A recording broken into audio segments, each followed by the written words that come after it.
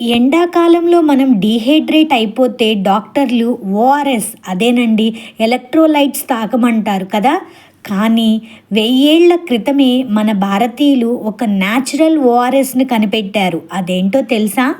శ్రీరాముడికి నరసింహస్వామికి ఇష్టమైన పానకం. గుళ్ళలో పానకం కేవలం ప్రసాదం మాత్రమే కాదు, ఎండాకాలంలో ప్రాణాలు నిలబెట్టే అమృతం. దీంట్లో వాడే బెల్లం ఇన్స్టెంట్ ఎనర్జీ ఇస్తుంది. పానకంలో మిరియాలు ఎందుకు వేస్తారో తెలుసా? మిరియాల్లో ఉండే ఘాటు మన చర్మరంధ్రాలను ఓపెన్ చేసి చెమట ద్వారా బాడీలో ఉన్న వేడిని న్యాచురల్గా బయటకు గెంటేస్తుంది.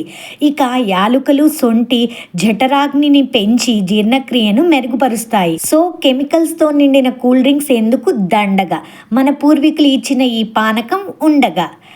మన ఇండియన్ సైన్స్ని సెలబ్రేట్ చేసుకుంటూ ఈ వీడియోని అందరికీ షేర్ చేయండి.